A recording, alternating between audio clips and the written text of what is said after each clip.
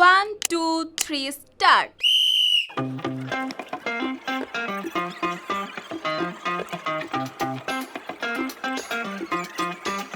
না, দৌড় নয়, এখানে চলছে দাঁত ব্রাশ করার প্রতিযোগিতা। আর মজার বিষয় হলো প্রতিযোগীরা কিন্তু মানুষ নয়, চার পেয়ে কুকুর।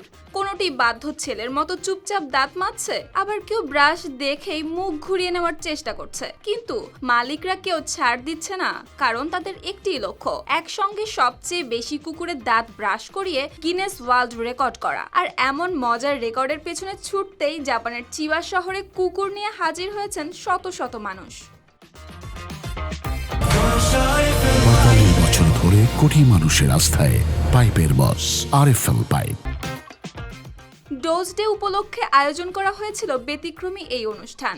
রেকর্ডটি অবশ্য নতুন নয়, ২০১২ সালে হংকংয়ে একই সময়ে ২৬৮টি কুকুরের দাঁত ব্রাশ করিয়ে একটি রেকর্ড গড়া হয়েছিল।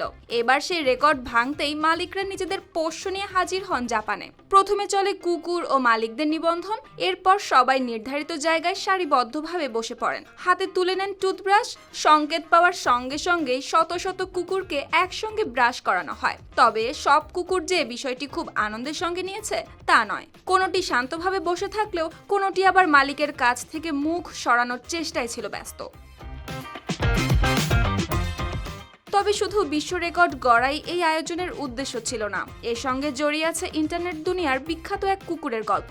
নাম তার কাবোসু। একসময় কাবোসুর মালিক আতসুতো সাকু তার একটি মজার ছবি নিজের ব্লগে পোস্ট করেন। ছবিতে সোফায় বসে কাবোসু এমনভাবে ক্যামেরার দিকে তাকিয়েছিল যা দ্রুতই মানুষের নজর কাড়ে। আর পরে সেই ছবি জন্ম নেয় বিশ্ববিখ্যাত ডোজ মিমে। আর সেই মুখই হয়ে ওঠে জনপ্রিয় ক্রিপ্টোকারেন্সি ডোজ কয়েনের প্রতীক।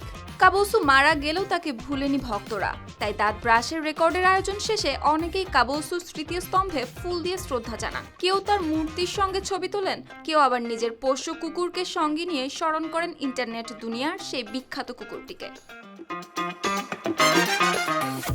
এদিকে শেষ পর্যন্ত নতুন গিনেস রেকর্ড হলো কিনা সেই তথ্য এখনো নিশ্চিত না। তবে রেকর্ড হোক বা না হোক, শত শত কুকুরকে একসঙ্গে দাঁত ব্রাশ করানোর এই দৃশ্যের মাধ্যমে কাবোসুর স্মৃতিকে আরো একবার ফিরিয়ে আনলেন তার ভক্তরা। শুক্তি রায়, RTV।